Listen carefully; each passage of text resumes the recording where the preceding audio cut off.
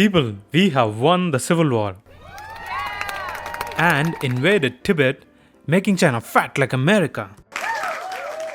Now, it's time for us to take over these hot pieces of land in the Himalayas from India.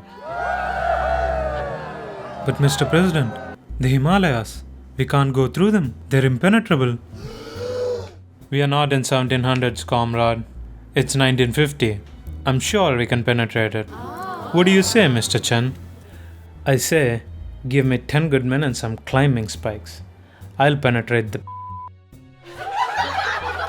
Calm down, everyone. This is a serious matter. Comrade Joe, my most disciplined man, ignore these idiots and bring in the penetration expert. Sir, this is Mr. Wong from Beijing. He's 21 years old. He has 7 wives and 42 kids. If anyone knows how to get through a tight spot, it is this man. What? No. We need to penetrate the Himalayas, you stupid piece of shits. Disgusting. What is wrong with you all?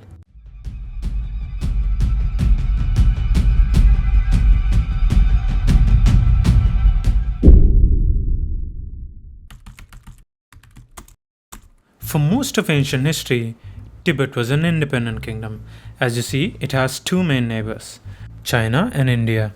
China and Tibet had a lot of historical exchange, so they had some defined borders between them. In contrast to that, India had very little interaction with Tibet because there's Himalayas between them.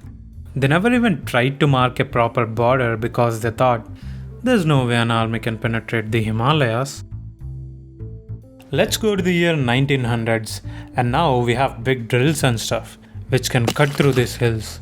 During that time, India was under British colonial rule, and the Britishers brokered a meeting with Tibet and China to sketch some borders between these 3 regions. All 3 signed on the initial draft, and Tibet was like, yeah, but then China backed out in the end, saying, Tibet is part of China. India and Tibet said screw them and signed on the border agreement. China had its eye on Tibet, yet Tibet continued to be independent. And that was only because the Chinese were busy fighting among themselves. There's a crazy fight between 2 bald guys. On the left, we have Mao Zedong, the leader of Chinese Communist Party. He is supported by Soviet Union. He has a bald head which he refuses to shave. He never baths or brushes his teeth, saying that even tigers don't bath or brush. And this guy, who never washes the dong, had 4 wives. I'll give it a second and let that sink in. Alright, on the right, we have Chiang Kai-shek, the leader of Chinese Nationalist Party, supported by the Americans. He also had a bald head, but unlike Mao, he shaved it off. He bathed and brushed every day. And coming to our most important number, wife count. He also had a wife count of 4, matching Mao and giving him a tough fight. They fight for 2 decades until 1949, and Mao wins. Chiang, along with his army, swims away to a nice piece of island nearby and forms a country there. Mao's CCP is the new government of China. Now that the internal civil war is over, he said, let's take over some hot pieces of land nearby and become fat like America. Oh hey Xinjiang, and boom. Oh hey Mongolia. What? Nothing, just saying hi. Oh hey Tibet, get ready to get invaded. What do you mean invade? I thought you said Tibet is part of China. Oh yeah, I mean, get ready to get liberated. And boom, just like that, China invaded Tibet in 1950. Obviously Tibet tried to resist, but they were too small compared to China, so they reluctantly accepted a truce proposed by Mao. The Chinese go to Dalai Lama, the God King of Tibet, to negotiate. Dalai Lama, my cute boy, I know you don't want this. I don't want this either, so here's an agreement. It has 17 points, but the main point is that this makes Tibet part of China and avoids us from invading you. Let's not end this in violence, so take all the time you want to sign this, but sign it by tomorrow, eh? If not, I'll make you boy. And just like that, China and India added one long ass hot border between them. Actually, it was not one but three new borders. And it was not hot but very cold there. This was in 1950. The Britishers were just kicked out of India 3 years before this, in 1947. So India is independent now, and it got a new leader, Jawaharlal Nehru. He was a pretty chill dude. He wore a fresh red rose on his coat every day as a reminder of his late wife. What a sweetheart, huh? Although some say it also signified his socialist ideologies. The ladies loved him, and as you can see, the man's got style. In our story today, this rock star is going to make one big oopsie. Anyway, what was I telling you? Oh right, China invaded Tibet and India got a new border. So what does Nehru think of this? Nehru didn't like that China invaded Tibet. But the Republic of India is just a newly born 3-year-old, and Nehru didn't want to make an enemy out of India's most powerful neighbor. So he says, fine. And he wants India to be good friends with China. Mao says okay for friendship. Both Nehru and Mao saw a lot of similarities between India and China. They were both oppressed by imperialism and colonialism. They both have a heck ton of people. They are both really poor. They both really like communism. And they both think they are the greatest civilization to ever exist. Nehru even made up a slogan for their newly founded friendship. Hindi Chini Bye Bye, which means India, China, brother, brother. And they signed an agreement to work together called Panchashil, which means 5 principles. Every rule is pretty much the same. Don't be a shithead.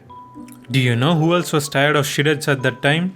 All the Asian and African third world countries oppressed for centuries by European colonizers and very recently got their freedom. And they all felt this Panchashil agreement was kinda hard. Nehru and a bunch of other heads of these newly formed countries formed a new group to keep them from getting pulled into picking sides during the Cold War between US and Soviet Union. And Nehru was a rock star there. Everyone was happy, except for one guy. He was jealous of Nehru getting all the attention. Guess who? It's Mao. Mao didn't like that Nehru and India were getting all popular and being seen as the leader of third world countries, and he wants to change this. But he's not yet sure how to do it. Oh, what's Mao doing? He seems to have a secret whiteboard? Yeah, with reasons to go to war with India. But don't forget, India and China are still friends. And around the same time, Nehru visited China and got a grand welcome. Roads clearing, people cheering, song singing, firecracker firing, all such hospitalities. And to the outside, it appeared as if a very strong friendship was being built between the two most populous countries. Who is Nehru talking with? Oh, that's Zhou Enlai, the Premier of China, which means he's the second most powerful guy in China, after the President Mao, of course. Let's zoom in and hear what they're talking. You cracked me up, brother. Anyway, I wanted to ask you about the current borders between us. You know, the borders drawn according to Shimla Agreement signed by India and Tibet in 1914. Oh, that? Don't worry about it, man. That's not a big problem for us. It's not like we're gonna have a war over it in like 8 years in 1962. Let's forget about it for now. First, we should talk about more important things, like what ice cream flavors they're serving. Zhou played Nehru and Nehru totally fell for it. Many people even warned Nehru to be careful with Mao, Zhou and CCP, but Nehru cast all those warnings aside. A couple of years after this, in 1957, the Indian military got some fresh news for Nehru. Sir, you need to see this new development in Aksai Chin, sir. At ease, Sergeant. What's up? It's a new road, sir. Wow, you guys built a road? Well done, boys. But wait, why is the road connecting Tibet and Xinjiang? It almost looks like China built the road. Did they build the road? Sergeant, don't tell me that they built a road through our land. Okay, sir, I won't tell you that. Even more embarrassing for Nehru was that the road was built by China over 2 years ago during the height of India-China bye-bye thing. The Indian military was never patrolling the area well, so the Chinese occupied the area and just built a road through it. This marked the beginning of small sporadic clashes between Indian and Chinese troops in the Aksai Chin area. There are two major regions which China wanted from India. One is Aksai Chin. This was virtually unpopulated by citizens, and as I just told you, it was not patrolled well by military either, so China easily just took a major chunk of it. The other major area which China wanted is Arunachal Pradesh. China called it South Tibet, but nothing was happening there yet. That was mainly because there were a lot of Indians living there, so it wouldn't be easy to just walk in and take the region. It's 1959 and let's see what's happening in Tibet. There's lots of rebels and they're fighting to become independent since the Chinese occupation. But who's gonna help the Tibetans? Not India, because Nehru loves China-India friendship. Is there anyone in the world who we can always count on to meddle in other countries? Of course there is, the Big Daddy USA. The CIA helps Dalai Lama fly away to India on a horse. Nehru was pretty hesitant to give asylum to Dalai Lama because he knows that'll break the India-China friendship, but the rest of Indian leadership and the US convinced him. And of course this made Mao very angry. Mao was also very busy. Busy doing what? He was making some sexy plans to modernize China and make it a superpower. In mid-1950s, he passed many laws to make China even more communist and to get even more power. And he had a lot of criticism, and knowing Mao, you might think he took all the critics and threw them in jail. But that's when you'd put your leg on a banana peel. He actually did the opposite. My people, let 100 flowers bloom. What? Let 100 flowers bloom. I mean, criticize me. I'm not just allowing you, I'm encouraging you. I want people to criticize my policies so we can listen, learn, and improve. So you're saying we can tell out what we don't like about you? Yes, my people, and there's no way I'm going to remember all of you and punish you later. People came forward in droves and expressed their disagreement with Mao, and it went as well as you'd expect. He jailed them all. Well, he jailed the lucky ones. For the unlucky ones, he made them poof, disappear. And now that he eliminated all his critics, he doubled down on his policies. Hear me out, folks. Today, I introduce to you all my vision for China, the Great Leap Forward. I'm going to force people to work in different groups. Some will make rice, some will make steel. All this is then supplied to industrial workers, so the industrial workers can eat on time and make stuff on time by working non-stop 500 hours a week. And every home will be like a factory, and every factory will be a super factory. Working for the greatness of China. We'll aim high, achieve more, faster, better, and make China a superpower. But Mr. Mao, respectfully, what if we don't need so much steel being produced? Yeah, respectfully, what if we don't produce enough food for everyone? Hey, don't you worry about the plan. I pulled all these calculations straight out of my ass. And Mao goes on to implement the plan exactly as he describes. And the results were a disaster. 40 million people die of starvation. It was the largest famine in human history. There was widespread dissatisfaction with Mao and his policies, and people wanted him out. Mao even lost support among CCP leadership. No one wanted him to continue ruling. Now, time for a lesson for you. Imagine you're Mao. You made this major screw up, which we just talked about. You're known to be the worst leader of China ever. What would you do if you ever find yourself in a situation like this? You just need to make every citizen angry about something else other than you. And that's pretty simple, ain't it? Just start a border conflict with a neighboring country, cook some nationalism, and serve it to the people. But you might ask, is it really that simple? Wouldn't it be too obvious? Can you manipulate the public that easily? What if they find out about my plan? What if everyone hates me even more after that? Someone like you might have these stupid questions. But unlike you, Mao is not an anxiety-filled overthinker, and he was already plotting his next move. As we've seen, Nehru lost his trust in CCP over the decade from 1950 to 1960, but he never believed that they would go to war.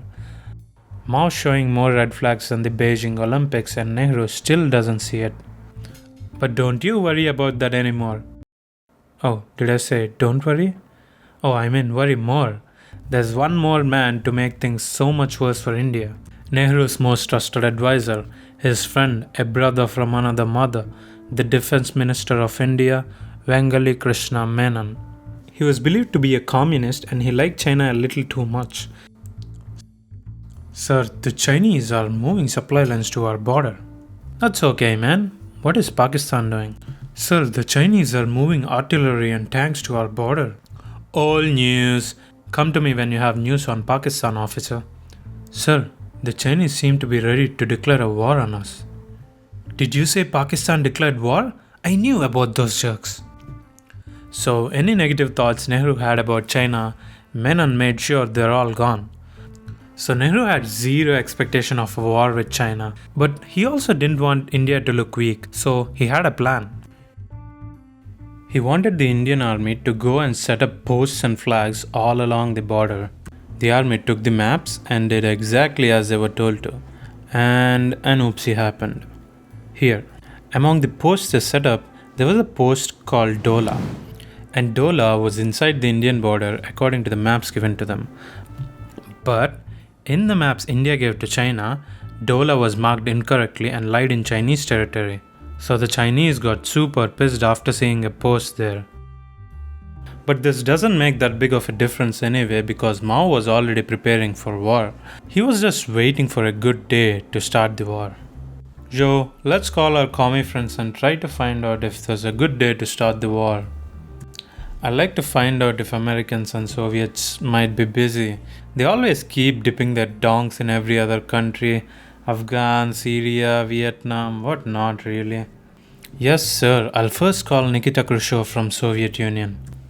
No Joe, Soviets are good friends with India. He won't tell us. Let's call Dimitri, he knows what's up. Hey Dimitri, my old friend. Is there something cooking between US and Soviet Union? Ah, yes. We're going to set up some nukes in Cuba. Nukes? Who's nukes? Nukes, my friend. Big boom boom atom bombs. That was Cuban Missile Crisis, when Soviet Union set up nukes in Cuba less than 100 miles from American border. And this distraction was better than anything Mao could have wished for. 4 days after that, China launched a full-scale attack on India on the 20th. The Chinese were extremely well prepared. They were training for months. They built roads, sent spies and gathered intelligence for years. They cut all the telephone lines the night before the attack. They knew all the Indian post locations and even the size of the inventory they had. It was perfectly planned and executed. On the contrary, India had zero preparation, and the war was no contest. Within a few weeks, the Chinese occupied Aksai Chin and Arunachal Pradesh. And Mao pauses the war and makes a proposal. He says India can keep Arunachal Pradesh if they leave Aksai Chin for China. Nehru says no, so the Chinese resume the fight again, crush the remaining outposts in India, and take undisputed control of both the regions. Few days later, China declares ceasefire and sticks to the deal Mao proposed. They keep control of Aksai Chin and left Arunachal Pradesh, and the war was finished in a matter of weeks. It was a decisive victory for China and a huge loss for India. Nehru was caught pants down pissing against the wind, and there was nothing he could do about it. And Mao, the man who caused a famine which killed millions, rose to unrivaled power.